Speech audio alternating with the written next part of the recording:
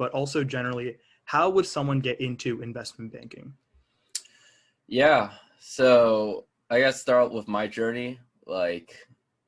So I make TikTok videos about like how to get into investment banking, and one of the reasons why I'm very passionate about this, I think there's two-ended, right? Number one, like I'm very passionate about helping people achieve their goals in their life, right? Whereas it's career, personal goals, that's something I'm very passionate about. And obviously investment banking is something that a lot of, high schoolers or college students, it's a very lucrative field that people want to get into, right? It's great career mobility, great exit options, and for lack of a better word, it pays well, right? Let's be honest for a second. Like a lot of people go into investment banking, they say they love finance, all things. Let's be honest, like the pay helps drag people into the industry as well. It's something that sold me on it. It's something that sells a lot of people on it, regardless of what they tell you. But I mean, that can't be everything. I can talk about why I think no one can stay in investment banking for the money, but I think we get into that in a second. But basically, this is why, I started making TikTok video about this, because I was a person that basically was able to get into the industry with zero background, zero knowledge, but just, I guess, like sheer hard work, networking, and a lot of luck that let that happen. And it really just all came down to a numbers game is what I learned about it. And as cliche as that sounds, I think life is just a numbers game. And, let me just dive a little more deep into it. So I was a incoming senior at this point in college. And again, I was taking fifth year. So this basically meant that I was able to do one more internship for my next summer before, I graduate and then have to go into like the real world and stuff. So I thought to myself, I was like, look, I can spend this last summer either recruiting for engineering jobs, maybe get a position at a FANG company, or I can try something else that I've never done before, right? Try explore this business realm. Even though like I know nothing about it, none of my peers knew much about it, and my school wasn't a target school for it. But I was just like, you know what? I'm spending too much time thinking about this. I don't want to constantly wonder what would have happened if I tried it.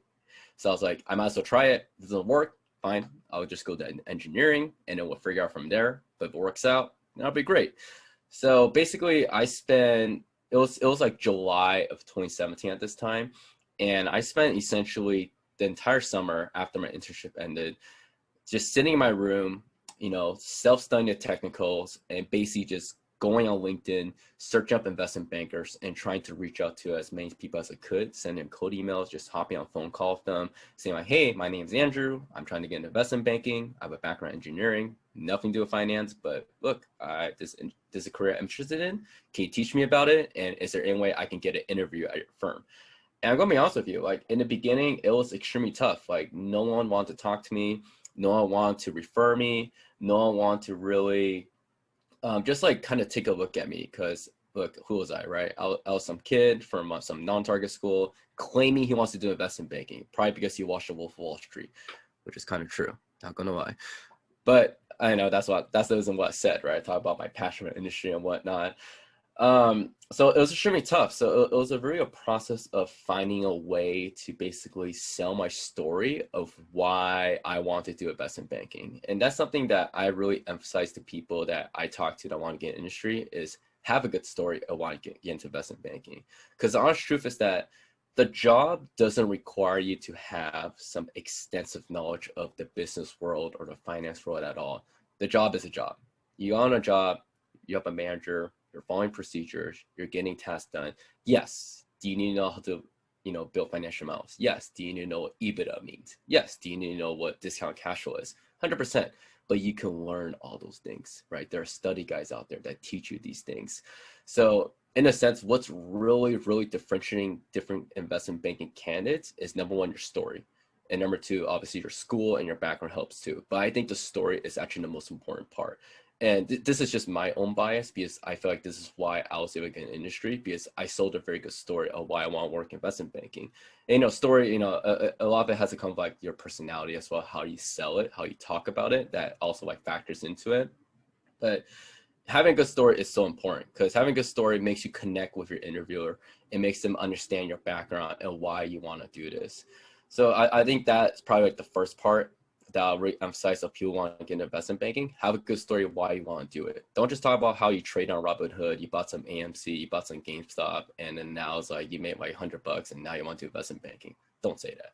Don't say that. Talk about some personal story about how like you were introduced to investment banking world and how that really fascinated your interest in the industry.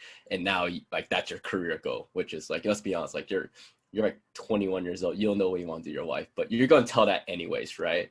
Um, so yeah, it was a process. So, you know, back to my story, it was just 3 months of just grinding, studying the technicals, like 9 a.m. to 2 a.m. every single day. You know, like I say that, but let's be honest, like some weeks I'm not that productive. I always like try to get a realistic aspect of like what it looked like. Like, yeah, I'm grinding 9 a.m. 2 a.m., but some days I'm not that productive. Maybe some days I go to bed at 10 p.m. or something. But in general, it was just every single day, you know, I'm from my computer, either reaching out to people, speaking on phone calls, going to info sessions at a different school, because my school didn't have recruitment. So I literally went to different universities info session to basically crash them and talk to bankers there because they're recruiting at USC, but not UCSD. And you know, it's after 3 months, I literally had like no interviews at a certain point. Like no one wanted to talk to me, no one wanted to speak to me. And this is when I decided that something had to change. Like, look, if I haven't got an interview by October, I wasn't getting a job in investment banking. I kind of knew that. I was like, there's no way at this point, all the banks are filling up the summer analyst positions. If I don't get an interview within the next 2-3 weeks, I'm not getting investment banking. It was that simple. So at that point, I actually had a guy that was mentoring me to get into investment banking. He was just a guy that worked in industry, and he told me that I was making a mistake in my approach to reaching out to bankers. And this is kind of the second thing that I want to touch base on is talk to analysts and associates. So basically analysts and associates are the junior bankers at these firms. But after you have spoken to enough analysts and associates and none of them are really like pushing you along to get the interview, you really want to start reaching out to senior management. Start reaching out to VPs. Start reaching out to MDs. Start reaching out to like people high up the social ladder in investment banking, because they are the ones that have the real hiring power. If they say, I want to give Andrew an interview, then there's a very good chance like I was getting an interview. And that's what happened. I began to reach out to only VPs and MDs. Was lucky enough to get like 2 of them to reply to me, hop on the phone with one of them. And it was a super random. It was a VP. He lived in like Minneapolis, Minnesota. I think he grew up in like South Dakota. I'm some Asian kid from LA. Me and this guy have nothing in common. Nothing in common at all. The only similarity we had was I was an intern at a company that he used to do business development at. And that's what I sold myself on. I got on the phone with him. I told him my story. I was like, we used to work at the same company, so we chatted about that a little bit. And he liked what he saw. And he was like, yeah, let me push you through for an interview. And it was very surprising to me. And this is like another thing I want to touch base on too, is that you never know 2 things. You never know what in your background is going to come in handy down the line. And you never know who's going to want to help you, right? It's one of those things where people ask me, like, who do I reach out to in investment banking? Should I reach out to alumni? Should I reach out to like people in the city, people with similar backgrounds to me? Yes, do that. But at the same time, I'm telling you, you don't know. You really don't know. You think someone that's going to help you the most, they end up like just blowing you off. So I was able to get an interview from a very random person, a VP in a Minneapolis office for Piper Jaffray. And he referred me to the San Francisco location for an internship. I went into the interview. It was a super day. Investment banking, we call these things super days. It's basically just a final round interview in which you're basically interviewing for like 4 or 5 hours from 9 a.m. to 1 p.m. Very grueling interview. I think it's completely pointless. I don't think it needs to be that long, but that's just how the industry is, how it functions. So I went to my super day interview. It was literally the only one that I ever got. It was the only one I ever had. And I was lucky enough to get the offer from just that one final round interview. And I'm going to be honest with you guys, if I didn't get that offer from one final round interview, I don't think I would have been in investment banking today, because that was their last internship position that they had. And I knew at that point it was October. And if you know anything about investment banking recruitment, that's very late in the cycle. Like, as crazy as it sounds, like in October, if you don't get an offer